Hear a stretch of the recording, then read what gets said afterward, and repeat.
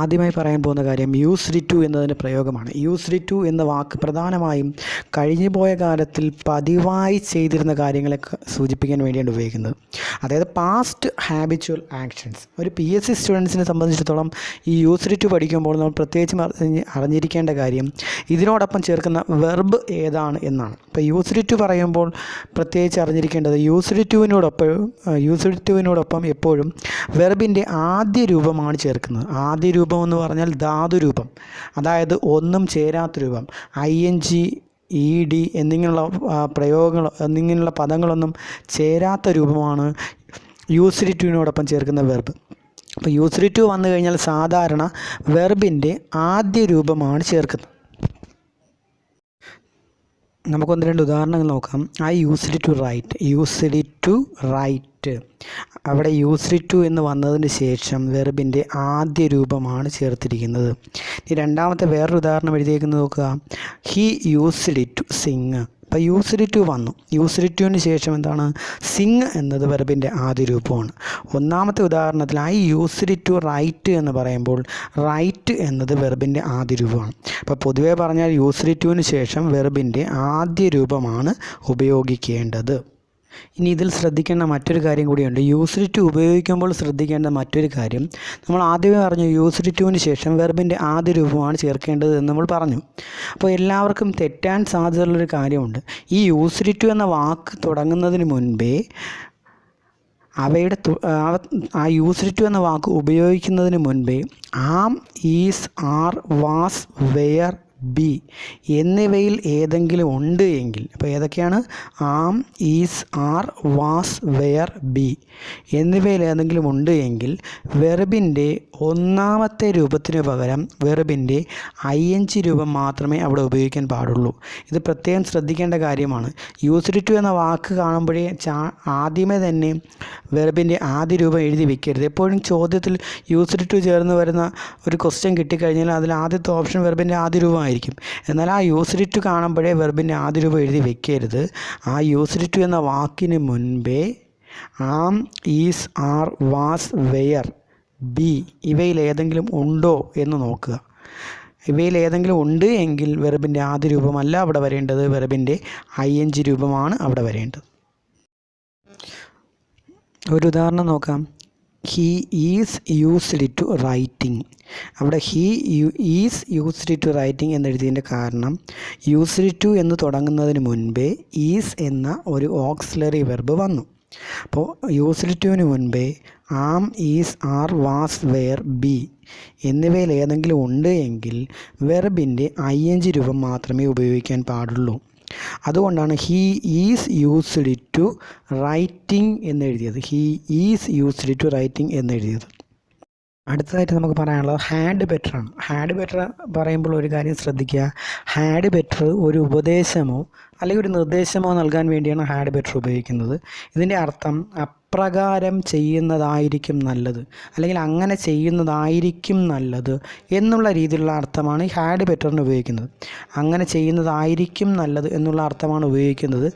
ഒരു കാര്യം ശ്രദ്ധിക്കുക. സാധാരണ ഹാസ്, ഹാവ്, ഹാഡ് ഇവയോടൊപ്പം വെർബിൻ്റെ മൂന്നാമത്തെ രൂപം, അതായത് പാസ്റ്റ് പാർട്ടിസിപ്പിൾ ഫോമാണ് സാധാരണ ഉപയോഗിക്കുന്നത്. എന്നാൽ അതുകൊണ്ട് തന്നെ ഹാഡ് കാണുമ്പോൾ എല്ലാവരും വെർബിൻ്റെ മൂന്നാമത്തെ രൂപം എഴുതാനുള്ള ഒരു ടെൻഡൻസി കാണിക്കും. നമ്മുടെ മാർക്ക് അവിടെ നഷ്ടപ്പെടും. അതുകൊണ്ട് ഒരു കാര്യം പ്രത്യേകം ശ്രദ്ധിക്കുക. ഹാഡ് ബെറ്റർ എന്നാണ് വരുന്നതെങ്കിൽ, അല്ലെങ്കിൽ ഹാഡ് ബെറ്റർ വന്നു കഴിഞ്ഞാൽ വെർബിൻ്റെ ആദ്യ രൂപമാണ് ഉപയോഗിക്കേണ്ടത്, അതായത് റൂട്ട് ഫോം ധാതു രൂപമാണ് അവിടെ ഉപയോഗിക്കേണ്ടത്. അപ്പോൾ ഹാഡ് ബെറ്റർ എന്ന് വന്നു കഴിഞ്ഞാൽ അവിടെ വെർബിൻ്റെ ആദ്യ രൂപമാണ് ഉപയോഗിക്കേണ്ടത്. നമുക്കൊരു ഉദാഹരണം നോക്കാം. You had better stop smoking. അവിടെ ഹാഡ് ബെറ്റർ എന്ന് വന്നതുകൊണ്ടാണ് വെർബിൻ്റെ ആദ്യ രൂപമായ സ്റ്റോപ്പ് എന്ന പദം ഉപയോഗിച്ചത്. ഹാഡ് ബെറ്റർ വന്നാൽ എപ്പോഴും വെർബിൻ്റെ ആദ്യ രൂപമാണ് ഉപയോഗിക്കേണ്ടത്. അത് പ്രത്യേകം ശ്രദ്ധിക്കേണ്ട ഒരു കാര്യമാണ്.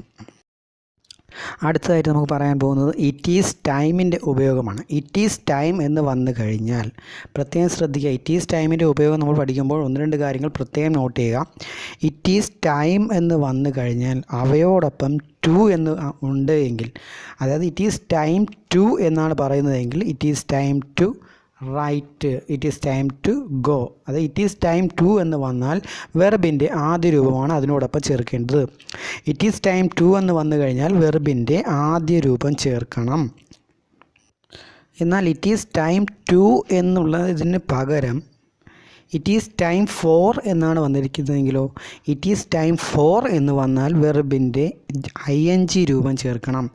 ഇറ്റ് ഈസ് ടൈം ഫോർ എന്ന് വന്നാൽ വെർബിൻ്റെ ING രൂപമാണ് അവിടെ ചേർക്കേണ്ടത്. It is time for reading, it is time for writing. അപ്പോൾ ഇറ്റ് ഈസ് ടൈം ഫോർ എന്ന് വന്നാൽ എന്താ ചേർക്കേണ്ടത്? വെർബിൻ്റെ ING രൂപമാണ് അവിടെ ചേർക്കേണ്ടത്. എന്നാൽ ഇറ്റ് ഈസ് ടൈമിന് ശേഷം ഒരു നൗണോ പ്രൊനൗണോ വന്നാൽ തുടർന്ന് വരുന്ന വെർബിൻ്റെ രണ്ടാമത്തെ രൂപമായിരിക്കും, അതായത് വെർബിൻ്റെ പാസ്റ്റ് ഫോം ആയിരിക്കും. അതായത് ഇറ്റ് ഈസ് ടൈമിന് ശേഷം ഒരു നൗണോ പ്രൊനൗണോ വന്നാൽ, ഒരു ഉദാഹരണം നോക്കാം. It is time we painted the wall. It is time we painted the wall. It is ടൈമിന് ശേഷം വി എന്നത് പ്രോനൗൺ ആണ്. അപ്പോൾ ഇറ്റ് ഈസ് ടൈമിന് ശേഷം ഒരു പ്രോനൗൺ വന്നു, പിന്നീട് വന്ന വെർബ് ഏതാണ്? പെയിൻറ്റഡ്. പെയിൻറ്റ് എന്ന വെർബിൻ്റെ സെക്കൻഡ് ഫോം, അതായത് രണ്ടാമത്തെ രൂപമായ പെയിൻറ്റഡ് ആണ് അവിടെ ചേർത്തത്. അതായത് ഇറ്റ് ഈസ് ടൈമിന് ശേഷം ഒരു നൗണോ പ്രോനൗണോ വന്നാൽ തുടർന്ന് വരുന്ന വെർബിൻ്റെ രണ്ടാമത്തെ രൂപമായിരിക്കും. ലെറ്റ്, മേക്ക്, ഹെൽപ്പ് എന്നിവയ്ക്ക് ശേഷം ഒരു നൗണോ പ്രോനൗണോ വന്നാൽ തുടർന്ന് വരുന്ന വെർബ് എപ്പോഴും വെർബിൻ്റെ ആദ്യ രൂപമായിരിക്കും. ഇവിടെ ഒരു കാര്യം ശ്രദ്ധിക്കുക. ലെറ്റ്, മേക്ക്, ഹെൽപ്പ് എന്നിവയ്ക്ക് ശേഷം നൗണോ പ്രോനൗണോ, ഏതെങ്കിലും നാമമോ അല്ലെങ്കിൽ ഏതെങ്കിലും സർവ്വനാമമോ ഏത് വേണോ വരാം, നൗണോ പ്രോനൗണോ ഏത് വേണോ വരാം. അതിനുശേഷം അതിനെ പിന്തുടർന്ന് വരുന്ന വെർബ് അല്ലെങ്കിൽ അതിനെ തുടർന്ന് വരുന്ന വെർബ് അല്ലെങ്കിൽ അതിനുശേഷം വരുന്ന വെർബ് എപ്പോഴും വെർബിൻ്റെ ആദ്യ രൂപമായിരിക്കും. ഇവിടെ പ്രത്യേകം ശ്രദ്ധിക്കേണ്ട കാര്യം, വെർബ് ലെറ്റ്, മേക്ക്, ഹെൽപ്പ്, ഈ ലെറ്റ്, മേക്ക്, ഹെൽപ്പ് എന്നിവയുടെ പ്രസൻറ്റ് ഫോമോ പാസ്റ്റ് ഫോമോ ഏത് വന്നാലും ഇതേ നിയമം തന്നെയായിരിക്കും. ലെറ്റിൻ്റെ പ്രസൻറ്റും പാസ്റ്റ് ഫോം ലെറ്റ് തന്നെയാണ്. പക്ഷേ മേക്കിൻ്റെ present form make, past form made, ഹെൽപ്പിൻ്റെ പാസ്റ്റ് ഫോം ഹെൽപ്ഡ്. അപ്പോൾ മേക്കിനും ഹെൽപ്പിനും പകരം മെയ്ഡ്, ഹെൽപ്ഡ് എന്നിവ വന്നാലും ഇതേ നിയമം തന്നെയാണ്. അവയ്ക്ക് ശേഷം എന്താ, ഒരു നൗണോ പ്രോനൗണോ വന്നാൽ തുടർന്ന് വരുന്ന വെർബിൻ്റെ ആദ്യ രൂപമായിരിക്കും. നമുക്കൊരു ഉദാഹരണം നോക്കാം. Let him free now, he made me sit down. ഈ രണ്ട് എക്സാമ്പിളിൽ നോക്കുമ്പോൾ ലെറ്റ് ഹിം, ലെറ്റിന് ശേഷം ഹിം എന്ന ഒരു പ്രോനൗൺ വന്നു, തുടർന്ന് ഫ്രീ എന്ന വെർബിൻ്റെ ആദ്യ രൂപമാണ് ഉപയോഗിച്ചത്. He made me sit down. Made, മേക്കിൻ്റെ പാസ്റ്റ് ഫോമാണ് മെയ്ഡ്. അപ്പം മേക്ക് അല്ലെങ്കിൽ മെയ്ഡിന് ശേഷം ഹി മെയ്ഡ് മീ എന്ന പ്രോനൗൺ വന്നു. അതിനുശേഷം എന്താണ്? സിറ്റ് ഡൗൺ എന്നുള്ള വെർബിൻ്റെ ആദ്യ രൂപം ഉപയോഗിച്ചു. അതായത് ലെറ്റ്, മേക്ക്, ഹെൽപ്പ് ഇവയ്ക്ക് ശേഷം ഒരു നൗണോ പ്രോനൗണോ വന്നാൽ തുടർന്ന് വരുന്ന വെർബ് എപ്പോഴും വെർബിൻ്റെ ആദ്യ രൂപമായിരിക്കും. അടുത്തതായിട്ട് നമ്മൾ പറയാൻ പോകുന്ന ഇറ്റ് ഈസ് നോ യൂസിൻ്റെ ഉപയോഗമാണ്, അല്ലെങ്കിൽ ഇറ്റ് ഈസ് നോ ഗുഡിൻ്റെ ഉപയോഗമാണ്. ഇറ്റ് ഈസ് നോ യൂസ് അല്ലെങ്കിൽ ഇറ്റ് ഈസ് നോ ഗുഡ് എന്നിവയ്ക്ക് ശേഷം വെർബിൻ്റെ ING ചേർന്ന രൂപം, അതായത് ജെറണ്ട് ഫോമാണ് ഉപയോഗിക്കുന്നത്. ഇറ്റ് ഈസ് നോ യൂസ് അല്ലെങ്കിൽ ഇറ്റ് ഈസ് നോ ഗുഡ് എന്നിവയ്ക്ക് ശേഷം വെർബിൻ്റെ ജെറണ്ട് ഫോമാണ് ഉപയോഗിക്കുന്നത്. ജെറണ്ട് ഫോം എന്ന് പറയുന്നത് വെർബിൻ്റെ ING ചേർന്ന നാമരൂപമാണ്, ഒരിക്കലും ക്രിയാരൂപമല്ല. ജെറണ്ട് ഫോം എന്ന് പറയുന്നത് വെർബിൻ്റെ ING ചേർന്ന നാമരൂപമാണ് ജെറണ്ട് ഫോം എന്ന് പറയുന്നത്. ഒരു ഉദാഹരണം നോക്കാം. It is no use repairing the car. It is no use എന്ന് വന്നതിന് ശേഷം റിപ്പയറിങ് എന്നത് ജെറണ്ട് ഫോമാണ്, ING ചേർന്ന രൂപമാണ്.